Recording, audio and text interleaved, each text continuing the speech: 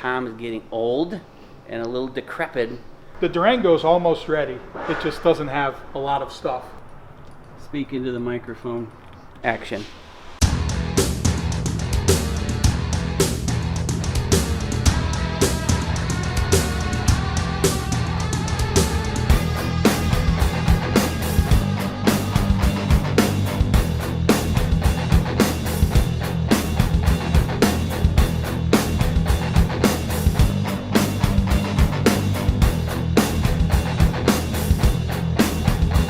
Ladies and gentlemen, you just witnessed history. How about that?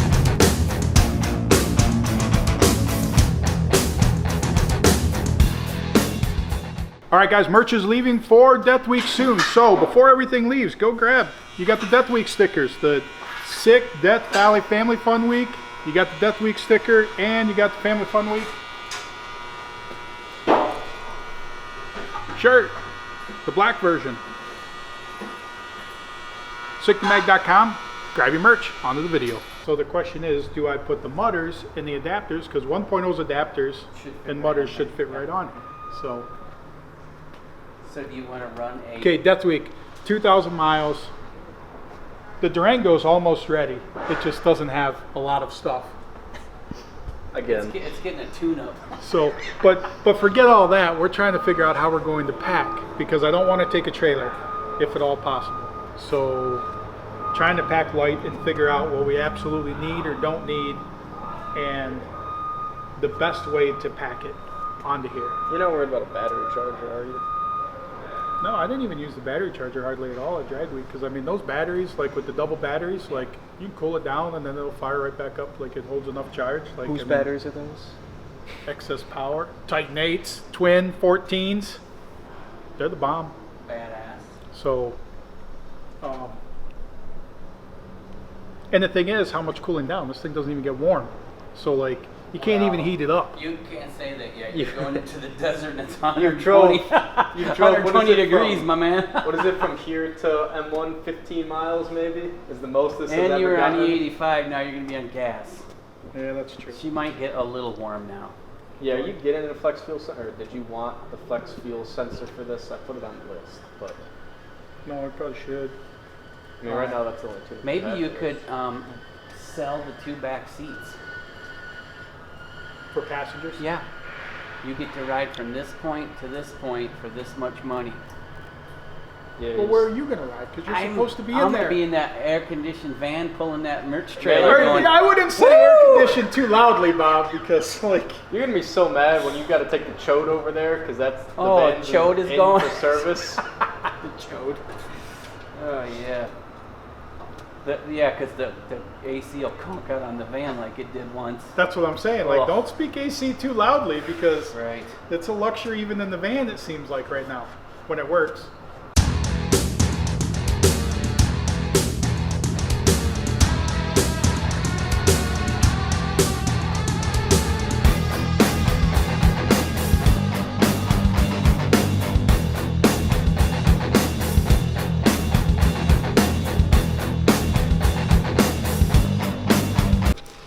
So, on the fuel cell for the Durango, this is the filler neck, and this is going to go up to the rear side window. And damn it, I forgot the gas cap, but I have a billet flush gas cap that's going to go right in the window because we're doing Lexan windows in it. That will be the fill station for the rear cell. Like on 2.0, it's kind of a pain in the ass. You have to take the back window out of the car, then fill it, put the back window back in. We're trying to make this super easy because Tom is getting old and a little decrepit. So we have to take care of him in making things easy for him to perform. So this will be the filler. This is going to sit between the frame rails and the back of the chassis. The Aeromotive fuel pump just showed up, so I'm going to get that put in. Then I have a sender coming for his fuel level that will be somewhere upwards in this area, because we want it to register low or damn near empty before it really is empty, because the tank sits on about a probably, I don't know, 25-degree angle or so in the back of the chassis. So this has a safety valve on it, so if the car tips over, this shuts off the fuel. I don't think it's real nice. It's kind of janky, cheap ass looking thing, and it was all loose and didn't really close, so I snugged up the spring, and it has an internal spring on the flapper, so it had probably a quarter inch gap or something when it showed up, so I tightened that up so it still doesn't quite seal perfectly tight. I know when the fluid pushes against it, it will help a little bit, but with this being inside the car, the only requirements is it has to have a tin box around it, which does not seal fluid. If you have any common sense, you know fluid is getting through any crack, any hole, I don't care what it is, it's coming through it. So that means it's coming directly into the car. So my thought is this working the way that it does now. Then I bought this little guy. This has a secondary little flapper in it. So just fluid passing through will just open that up, and then it shuts off too. So this is going to get put down in here, and then I'll put 2 set screws in it to hold it. So it's kind of a double, like a fail-safe. So then this hose, the filler hose, will slip over it, and it'll seal it from those little set screws or whatever, and go up to the window to the gas cap. So hopefully, if there's a wreck or accident and this side of the vehicle decides to get, you never know, torn off, window blows out, jerks this thing off, this should shut down 99% of the fuel, is my thought. So it's just an extra precautionary measure, I suppose, on my part, because I don't trust this junky ass, this piece of crap. But it's all I can find that does what we kind of needed to do and fit in this space. So just doubling up, what do they call it, redundant? Yeah, it's a redundant system. So we keep Tom in one piece. So because Death Week, literally like we're in Phoenix, racing Saturday morning. We don't race again until Sunday night. And then after Sunday night, we drive Monday. We drive Monday to like Santa Barbara area. Yeah, Tuesday we go to Fresno area. Wednesday morning we go through the Sequoia Forest, and then we race at Bakersfield Wednesday night.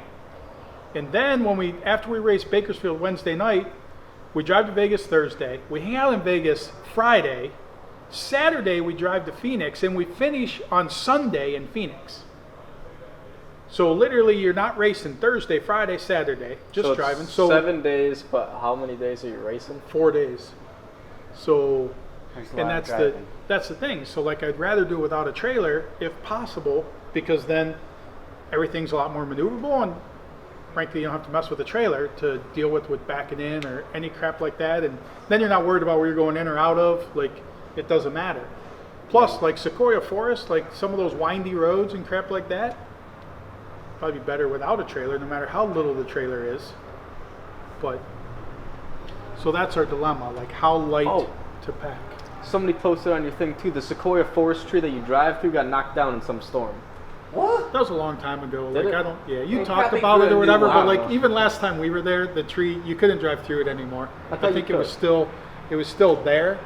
You could walk through it, I think. Maybe it was walk through. But you couldn't drive through it. Like all the old pictures always showed a car driving through it. Yeah. But so I don't know. Those are the dilemmas. I think we can overcome them. Well, that's the thing. Like, do we do a roof rack? Let's do it inside somehow. Well, we do the rack Some. inside, and then we do the rack on the back through the trailer hitch, like just for the tires or something. Like the tires on the Pro Jacks, like somehow are on that. And then anything else we can put inside the vehicle. Do the power locks still work? Yeah. Yeah, you still have the remote, right? The fob. You can remote start it. Turn the AC on. Yeah, Kick get the her- AC get her on ready ahead to of time, go. get her good to go. Uh-huh. But Your wipers work good too. Defrost. it all works. It all works really good. But the Some windows, 6 spit on there, and those wipers are 6 spit. they're invisible. Heat exchanger. And the motor will be back when? Friday? probably they were dynoing it today because they raced this past weekend. So it got there, and they didn't do anything. They raced this weekend. Man, you told me I had to get it done by the one day. They were gonna look at it, and then it was That's the gonna way be you- shipped back on Friday. Yeah, but you already knew that I was full of it when I was telling you it was going to be. You was shipping that day. I didn't know you'd get it out that day. So, Well, I thought you said it had to ship that day. but then, and then he was going to do the 85 tune and keep it on the 85, but he was going to raise base fuel pressure to 100. And I'm like, well, with all the street driving, I don't want to mess with the regulator and changing it, so just put it on race gas instead, so we can keep a lower base fuel pressure, because I don't. Otherwise, we'd either have to have 2 regulators and 2 tune-ups, or we can just have 1 regulator, 1 tune-up for 1 fuel pressure. So The rear seats are $600 a piece for the ride. that's how much you're selling the seat for, Six. Bobby? Yeah, my seat is for sale for $600. And what's the longest ride? 3 days. No, one shot from 1 to 1. What's the longest ride that they could get on there to ride in the back seat? It'd either be the Vegas back to Phoenix or the Phoenix to San Diego. Okay, so you get your pick. You get your pick to take one of the rear seats. The driver's side one, you better be short.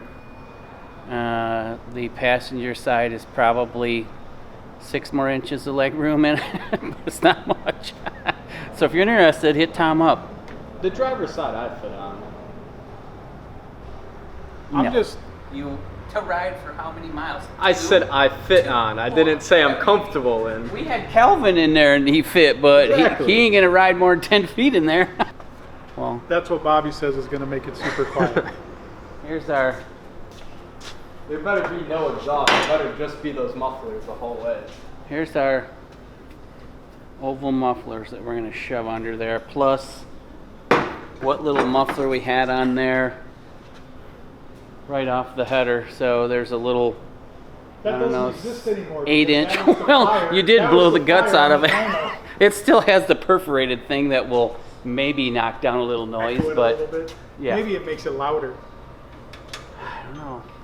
You can't repack them, so we're shit out of luck You with can't that. repack the mufflers. No. All right, that's Death Week Durango. Oh, it's the Death Week Durango now. Death Week Durango. Oh, look at that. Huh. Huh, it's a fancy name. That's Death Week Durango drama. Death Week Durango drama.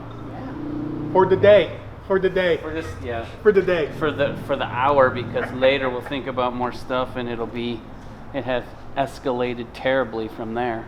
Action. All right. We needed a trans cooler, so I borrowed this from Jason's car because we are having new ones built that go on the front of the car. So we won't need this guy anymore. I mounted this in the car a long time ago. Where did my little stainless thing disappear to? Did you take it? Oh, right here. I haven't touched it. So this was mounted behind the front tire in Jason's car. So I made this little stainless cover to keep rocks and stuff from damaging it. So I don't know that I'll put that back on here, but now it's going on the Durango, and it fits perfectly to the shroud that goes here.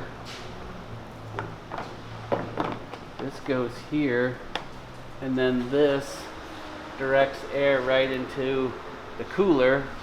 And then I opened up the top to maybe help it kind of direct the air up a little bit, but then on the front of the fascia, that opening right there winds up being like here and then kicks down the side, so no matter what, it's going to get a pretty good airflow through it. It's got fans on it, so they can turn them on and off if they need to. But it was a nice little piece that fit in perfectly to the spot, because I was going to put a cooler in the back. It's too big. The one we had laying around is too big, won't fit where I wanted it to. So this was laying around, so I decided to use it here, and it works out better than I thought. So Brian was curious about my little recess here. So this is where the gas gauge sending unit will drop down into, because this needs a cover over it because it's inside the car. So this complicates it sticking out of it enough. So having this thing stuck up complicates it. Then this is going to get cut out, recessed down in like that is for the pump to sit down into. And then the hoses and the wires, and we have a controller that's either going to be here or here. I don't know which side, we haven't determined that yet. But the hose will come out, and hopefully it will be under the cover and either go into this recess, or we have a little window here in the chassis that they could dip and go under too. We just have to be careful if the car ever gets wheelie bars. The upper bars could come up and smash your fuel line, so we don't want any of that crap. So it's just, once this is done and sitting in the car, we'll have to have a vent, we have to have a return fitting, and that will be it. We already have a drain in the bottom right here. So yeah, that's what that'll get welded in here in a minute. Then I'll come back, cut this one out, make a pocket, weld it in, mount the pump back in. That way everything is flush other than the filler neck, which there's no way of getting around that. Gotta have it. So that actually goes up and out the passenger driver's side window with a billet cap that's flush on the window.